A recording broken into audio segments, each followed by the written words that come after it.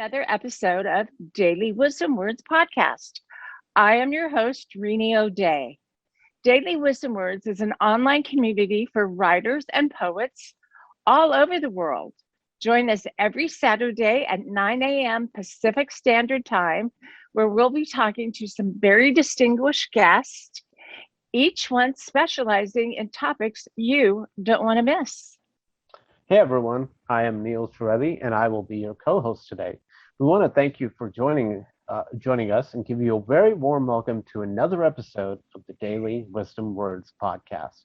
We're both excited to be here every Saturday at 9 a.m. Pacific. We also want to give a shout out to all the Daily Wisdom Words members who are listening today. Want an exclusive sneak peek at our future guests? Go to our website, dailywisdomwords.com. where you'll have full access to our podcast page, which is updated every Wednesday morning at 9 a.m. Pacific Standard Time. The link of the podcast page is posted in the description. On that page, not only will you see who the upcoming guest is, but you'll also be able to submit a question for that guest and any other feedback that you have for the podcast. We want to hear from you. Today, we are joined by mystery writer, comedy writer, romance and poet writer, Mr. Stephen Arnett. Hey, Steve. Hey, Steve. Welcome to our show. Thank you. Thanks for having me. We are really excited to have you on. I've been following you on Twitter for a while, and I love what you do. And I just read one of your books, Death on Lake Michigan. And could you hold up the book, Steve? Please? It's right here. Yeah. Okay. People, get this book and read it. You're gonna love it. You're gonna Highly love recommended. Mike. Oh Highly my God. recommended. Yep. I hate when you fall in love with a character that's in a book and you're like, dang it. You know, but because he's not real. But anyway, Steve, you've written books that included in several different genres, as I mentioned, including the fantastic mystery, Death on Lake Michigan. And you just recently started writing, like within the last decade, correct? Well, I started publishing within the last decade, but these books I've mostly started or written before, and then when electronic publishing came along, I went through basically and rewrote them quite a bit. I think I really improved them, and then I started publishing them about just only about 6 years ago now. Okay, well, can you tell us what you did before you got into writing, and how it came about that you started Decide to publish, sell your books, to publish your books. That's the word I was looking for. Thank you, Neil. Well, when I was younger, I mostly just wrote poetry, and I got some of it published, but it wasn't. Writing for me has never been a full-time profession. I also had to make a living. I worked. What did you do? Well, I worked in logistics information for the U.S. Department of Defense and Defense Logistics Agency, and then I later worked for NATO at the end of my career. Wow! So writing was just a hobby for me, a sideline. And now I have my own company with my wife called Arnett and Lynn Consultants, and we do data quality work and electronic cataloging and so forth. Right. Wow. Do you remember how it transitioned from, you said it was just basically just a hobby, to becoming a passion where you wanted to take it more seriously? Was there one specific time, or was it kind of just over time it developed? It was something that I always aspired to do. I'd love to be a best-selling author and just write and live off my earnings. But as you know as well as anybody, that's a 1 in a million shot. For most people, it's a sideline. So it was always when I was younger, it was my aspiration to be a writer full time and make my living that way. But it didn't work out. But that's okay. That's life. It's working out But now. what you did was, I know, and what you did was amazing. Yeah. Like I said, I read that. I'm about to start The Curse of what's the other of The Curse of Brenna.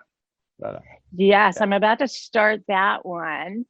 And like you know, in the multiple dramas as well as poetry, is it difficult to do? And do you have a favorite genre? My favorite genre to read and to write, I would say, is mysteries. And you're good at it. Detective very good. Stories. Right. Mm-hmm. That I loved. I loved that. Death on Lake Michigan. Death on Lake Michigan. You guys, I'm sorry. It's really early here in California, and I'm like, okay. Yeah. Coffee. Right. Yeah. So I noticed that in another interview you had named William Faulkner, Ernest Hemingway, and Raymond Chandler as some of your more admired authors that you admire. So can you talk a little bit about that, and what specifically do you admire about those three authors the most? Well, in the case of Faulkner and Hemingway, I really like their writing style. They're both very different writers in terms of their style, but they both have really beautiful prose writing and deal with really deep subjects. And they write stories that I just really got into, that really moved me, or, I thought were funny, whatever. With Faulkner, he explores the whole gamut of life. I mean, he's written some stories that are amazingly funny, but, his most common themes are very serious themes. Right. Dealing with society, and what happened with the South after the Civil War, and how they were really were not able to deal with the moral dilemma of slavery and its aftermath. And Faulkner, I consider America's greatest writer, really. If you consider the whole range of topics that he covered, the quality of his prose and so forth. Raymond Chandler, I just love the atmosphere that he establishes for his mystery novels. Unfortunately, he only wrote about 7 novels. I wish he'd written 700, but I would say he's my favorite mystery writer. Do you reread novels? Oh, by the way, this is Kona. She is our mascot. So she comes on every show. Yeah. But do you reread novels? Like I will reread Death on Lake Michigan. But do you reread books? Like I do once in a while, but I don't very often. I always figure there are new books that I'd rather try. That's true. But I have thought lately that, well, maybe it would be nice to go back and read some of my favorite novels, some of the ones that really got me interested in writing and fiction when I was younger. So I will probably do that. Well, to me, it's like a warm, fuzzy blanket, like when you reread a novel, it's like, I mean, you just love the characters and stuff. Talk to us about your writing process. Like, how much do you write a day? Is it a fixed schedule, or does it vary? What kind of habits do you have for writing? When I used to write regularly, I would get up and write for an hour and a half before work every day, and also in the morning on weekends. So I most commonly wrote in the morning. I'm not working on anything right now, but if I do write another novel, which I probably will, I'll probably follow the same pattern to work on the morning, when my mind is fresher and sharper in the morning than any other time of day. Interesting. What genre will you write in? Probably a mystery. Oh, nice. Good, because that one was good. Yeah, it really was. Would you mind reading one of your poems right now? Okay, pose? I'll just give you a little background on it. It's called Goya after the painter, and I wrote it after I viewed his paintings in the Prado Museum in Madrid. So I'll just go ahead and start now. Of famine and war and hate you told on your canvases, of hunger and bloodshed and ignorance, I feel the anguish through the strangled yellow eyes that starve through death black in a painting. Those eyes haunt me when I leave, and they follow me to bed at night. Those eyes stare at us sardonically through 2 centuries, for they are with us today. They are with us whenever a hungry child wails into the deaf night, wherever bullets crush through red rage into flesh, wherever a dumb black boot steps on an utterance. I feel them with you, Goya, and with you I write. Wow. That's it, and I wrote it about about 1974 or so. You wrote that in the 70s? Not about 1974. Oh my gosh. Wow. No wonder you're. Well, that gives you some no idea wonder you're a writer. how old I am, too. We're not talking about age. We're not doing that. I'm going backwards now. So I'm going to hit a certain age, and then I'm going to start going backwards. The female Benjamin Button. So yeah, right? 49, 48, 47. Anyway. So. Wow. That was, but that was, oh my God, your imagery and your choice of words that you used to express your, that was amazing. I'm just. Thank you. I'm glad you liked it. Blown away by it. Yeah. Truly beautiful. I always wonder this question to all writers: is writer's block a real thing? Do you believe in it? And or is it just an excuse for laziness? Please repeat the question. I didn't quite understand the first part. Okay, I apologize. Do you believe that writer's block is real? Yeah, absolutely. I think it is. I mean, I think it can happen not just to writers. I think it could happen to painters. It can happen to baseball players when they go through a slump. Just mentally and creatively, everybody goes through cycles in their life. I mean, some people, I'm sure, never have writer's block, like Stephen King. You know, he's written about 50 novels. At least he'd like to pretend he doesn't. Yeah, he's. Well, yeah, I mean, some people are so prolific, like he is, that you wonder if they ever have writer's block. But certainly, I totally believe any writer that that says they have it.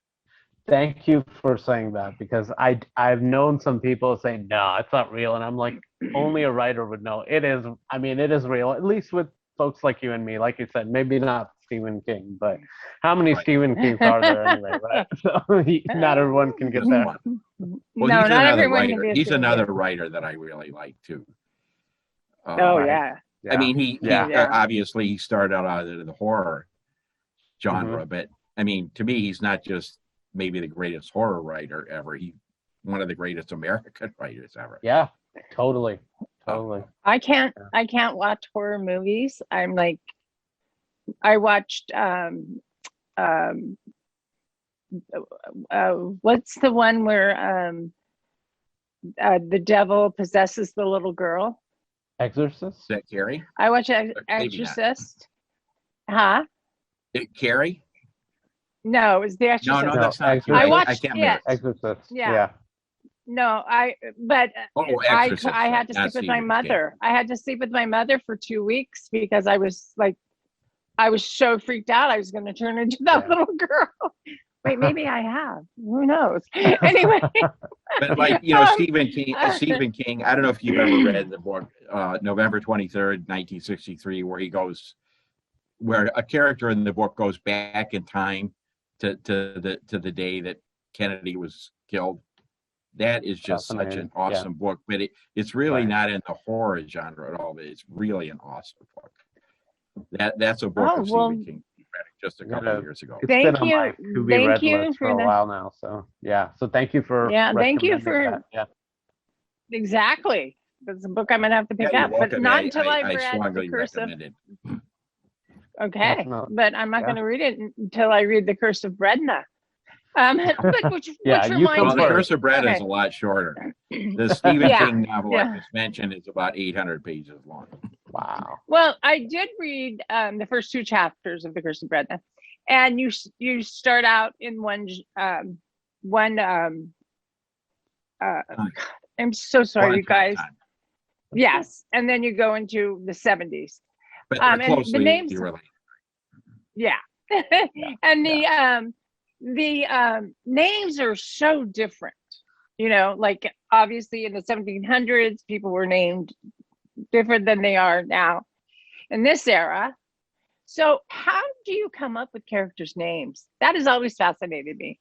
Well, in the case of the Strange Curse of Breda, the names are related to Dutch names because in the 1800s, a very strict sect of Dutch religious people settled in Western Michigan. So the historical roots of the book are actually very truthful, and they were very puritanical and very severe. The way it shows at the beginning of the book, where there's the hanging and so forth. Mm-hmm. But even today, Right. a large percentage of the people in that area still have Dutch names.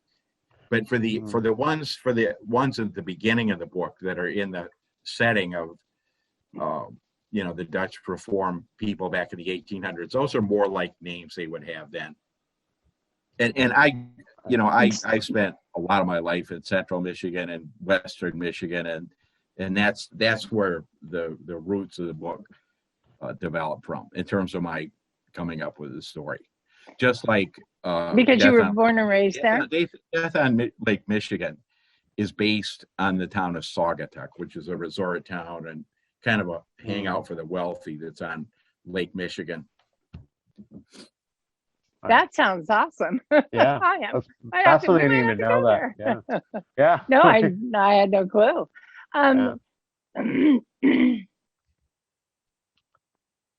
So what's on the? You mentioned that you're not working anything. You're not currently writing anything or have a project right now. But if you would, you said you'd most likely write a mystery again. Tell us about what you have in mind for the future. Anything, whether it's poetry, mystery. What's next from Steve Arnett? Well, I'm I'm the idea of a mystery it appeals to me more than any other type of story right now. Probably it would be set in the same era as my other book, which is late 60s, early 70s.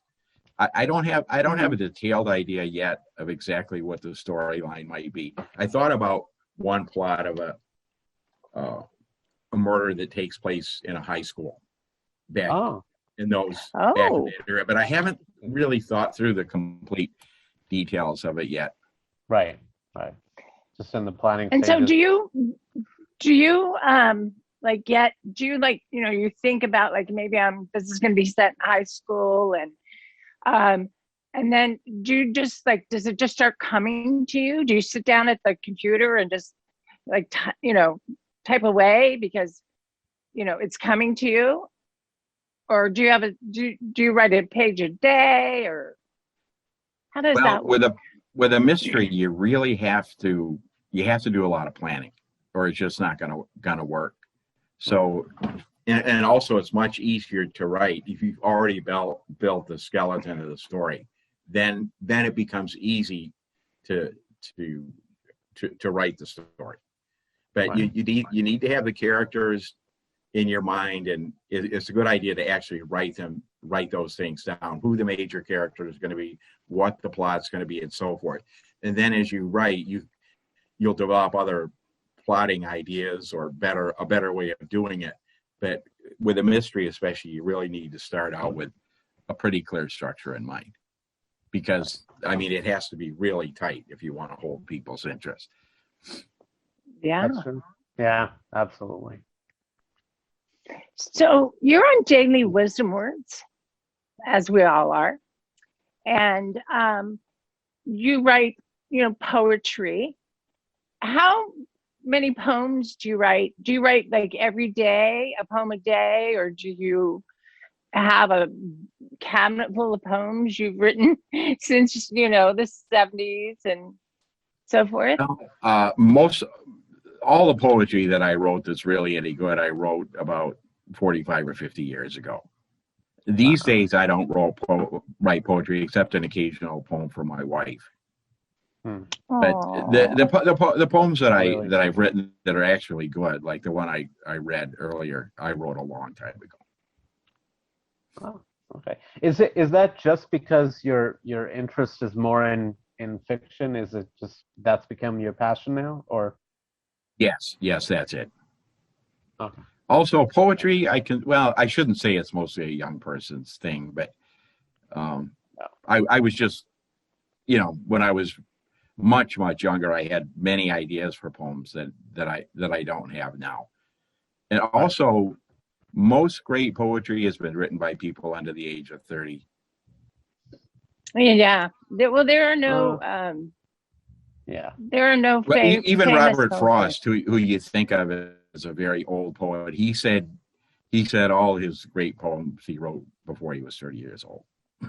Wow. And you just look at other great writers like Keats and Shelley and Byron and so forth. I mean, those guys all died young, but you'll find with other writers too, other poets, most of their best writing is done before the age of 30.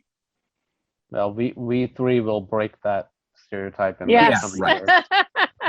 write, of course, people write nice poetry all their lives. But if you look at the very greatest poems that have been written, mostly by people under 30 years old. Yeah. Well, that is a good point. Yeah. Well, would you mind reading another poem? No, I wouldn't mind at all. Just let me go over to my poem document here.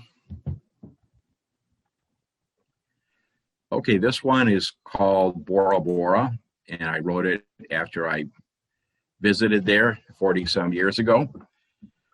And I'll go ahead and read it now. The title is Bora Bora, and the poem is lost in time, lost in a separateness, unaware of the world. One thinks of a soft peacefulness at the edge of a dream, where days are spent in laughter and nights in love. So that on February nights, when ice cracks underfoot and a cold moon silhouettes the sky, one thinks of palms waving along white sand beaches, rainbows over Ta'arawa, and the green forests of Mount Atamanu. It's an image of escape from the drudge and terror of our lives, such that if we could somehow stay there, we could escape even our own fears. But Bora Bora smiles and taunts our dreams amid dark shadows of tiki and drums. That's it. Wow. That imagery, oh my God, it's amazing. You're very good. You're very good. That was fantastic. Wow. It really was. It was amazing. I love your poetry.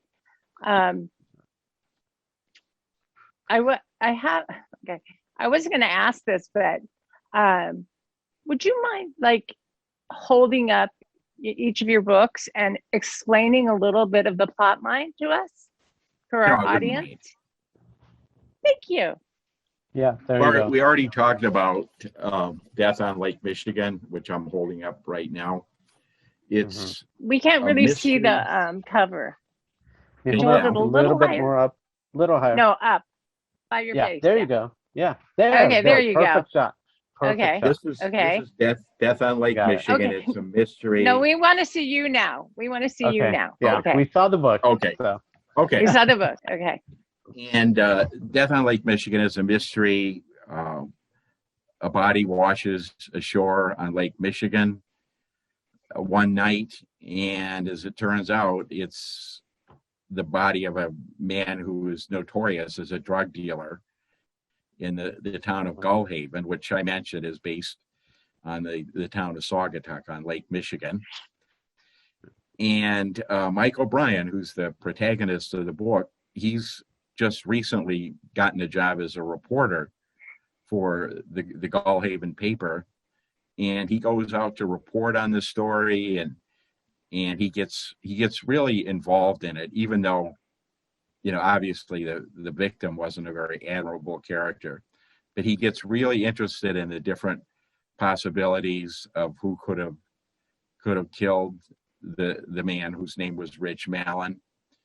And so he explores a lot of the different possibilities and works closely with this kind of folksy local sheriff in Gullhaven, and finally comes up with he finally figures out who killed Rich Mallon, and it's a very big surprise. It's much different than what people would have expected, because normally you would think, well, drug dealer died, probably some rival or some customer killed the guy, but it turns out to be quite a bit different. Yeah. It's a good surprise. Absolutely. Yeah. And Michael, the character, I actually know, it's so funny because I used to know a guy named Mike O'Brien. And so that's who I have in my head as the, because he was so handsome. He was so handsome. Anyway, that's how I picture Mike. So is that funny? Yes. Because we all have, that's my favorite thing when when you read a book, is to imagine, because you describe the character, but when you read about them, you always get a certain picture in your head. That's like, sometimes I hate when they take a book and turn it into a movie, and then you think, well, that's not who I had in mind for the lead. It's nothing like we imagine in our head. I thought exactly the same thing, and because I do the same thing as you. You get a vision as you read of what people look like when you read a book, and then if they make a movie about it and those people don't look like that, it just seems like the wrong story.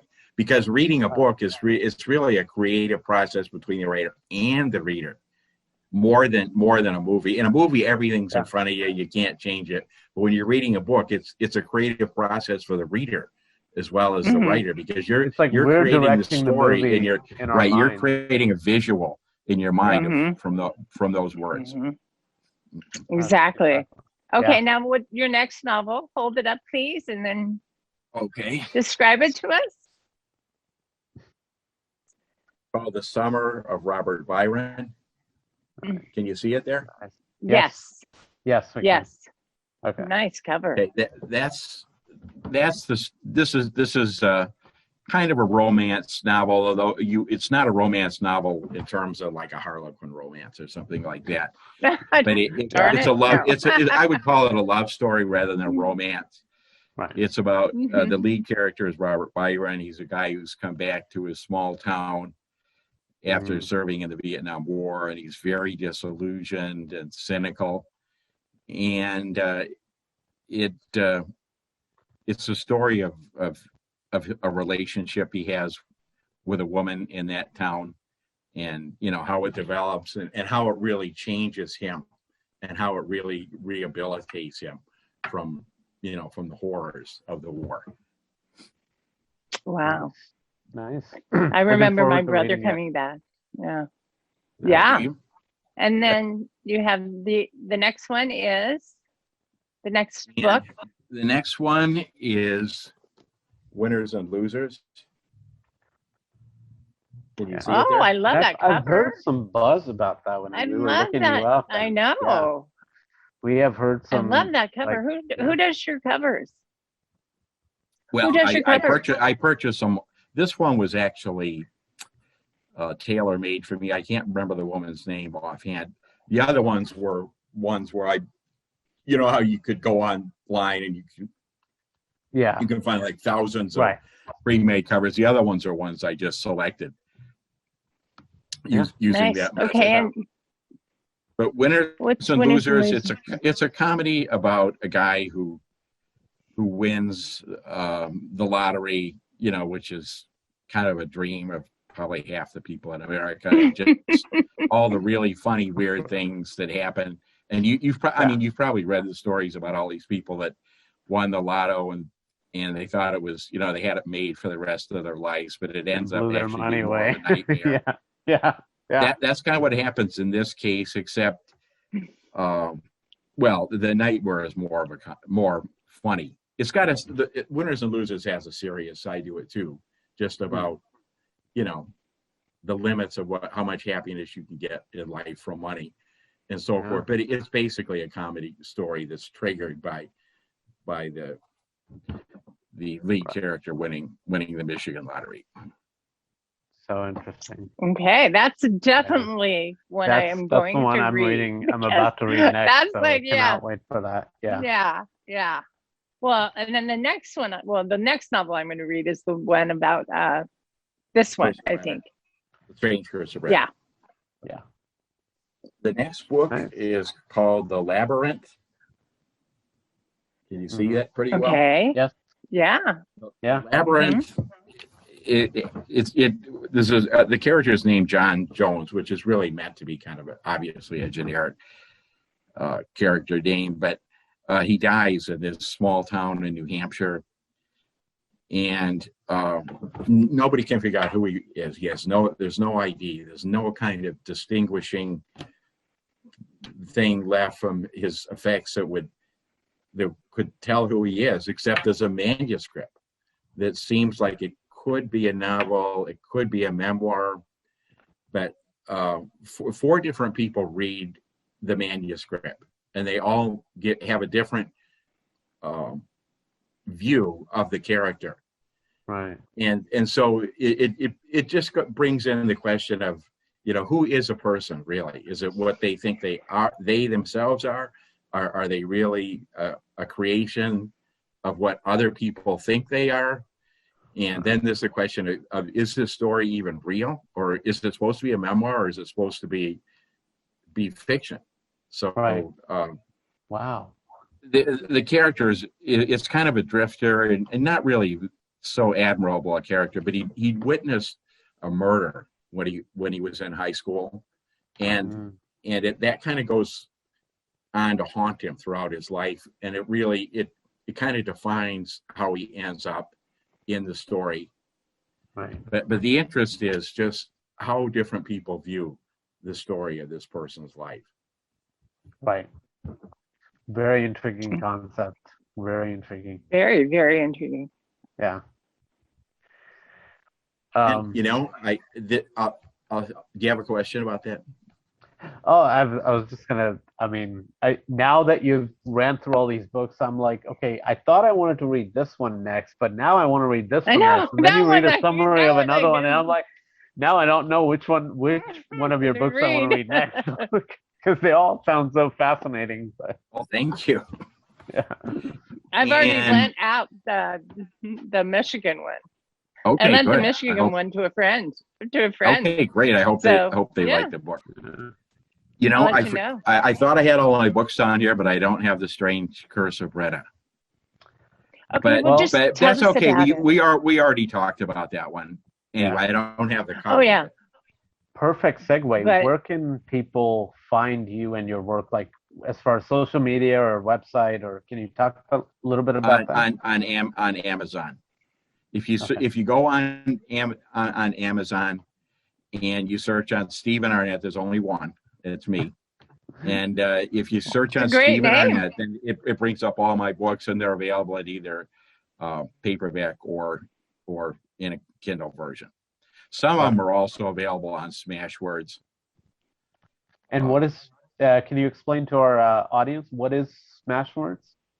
Smashwords is a website where self-published authors can go to publish their books, and they don't charge for it. But if you want to be on Kindle and use some of the features that Kindle offers, like being able to offer free books or discounted books and so forth, then you can't be on Smashwords. You have to be exclusively on Kindle. So for the books that I've promoted the most and that have the highest readership, like Death on Lake Michigan and The Strange Curse of Retta, those are exclusively on Kindle. The other ones are on Smashwords as well, and they're also available on pretty much all the other platforms like Kobe and Apple, iBooks and so forth. So they're really easy to find. Yeah. Well, one. I highly recommend. Okay. Did you get one? Okay. Okay. There's ahead. one more book, and that's a collection of my short stories. Huh. Oh, I love that Yeah. picture. Quite That cover. a great Wow. variety of Beautiful stories on there. cover. This is perma free on permanently free on Smashwords. Oh. They don't allow you to do that. Well, I figure it's like a good loss leader. I figure if people get this book for free and read it, then they'll like it enough to buy my other books. Oh yeah. I'm going to buy all of them because Okay, Yeah. thank you very much. You have a fan in this girl. And Okay. Kona. And me too. Kona's asleep over here. Kona's asleep over here, but Kona is a fan. Yeah, my dog's sleeping right next to me too. What's your dog's name? It's a Boston Terrier. It's Noble. Oh, I can bring him up to the. yes, we need to see him. I love dogs. Yeah. Oh. My son and his girlfriend have a Boston Terrier. Oh, do they? Oh, my So Brutus. adorable. Oh, so 6 years cute. old. Yeah. Yeah. Oh, well, got a long life ahead of him. You know, every Yeah. time I think of your name, I think of an astronaut. I don't know, Oh, really? Stephen Which one? Arnett. No, I mean, I just think like Stephen Arnett is the name of an astronaut. Oh, okay. So maybe you should write a book about an astronaut named. Yeah, that I would not dare do because I've never been in space, and it's hard to me. It would be hard to even imagine if you hadn't done it. Well, now, would you go into space? Would you pay? Who are the two? Elon Musk or the owner of Virgin? Jeff Bezos. Or Richard Branson. No, Richard Branson. I would pay not to do it, but I wouldn't pay to do it. Oh, okay. Would you?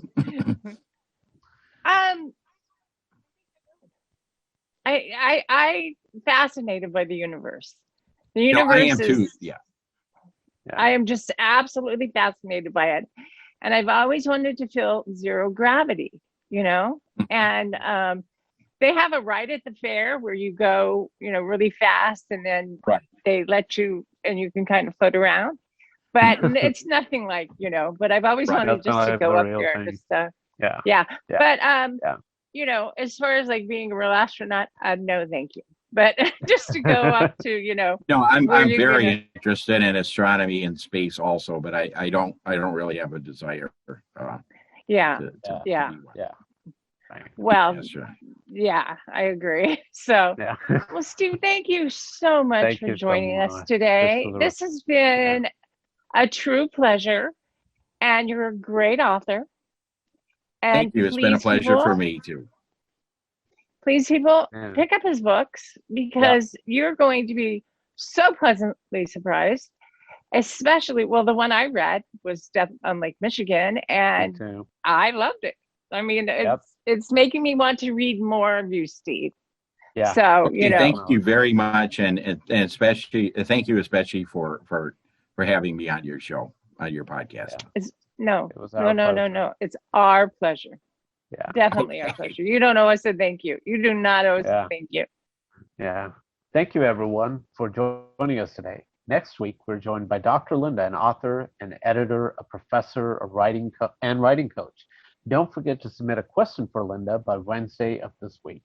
To do that, visit our podcast page at the link in the description. And remember, if we pick your question to be on the show, you get a surprise gift from us. You know, once again, Stephen, thank you for joining us. It has really been a pleasure. If you are a writer and not a member of Daily Wisdom Words, sign up today. It's just $10 for a lifetime membership.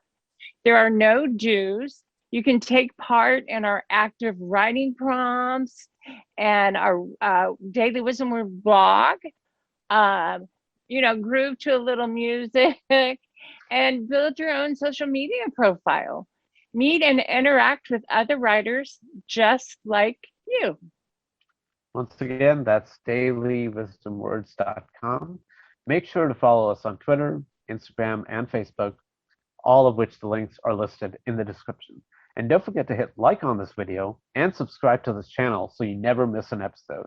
And if you want to show us a little extra love to us, well, we also have a link for donations now in the description. So make sure to check that out as well.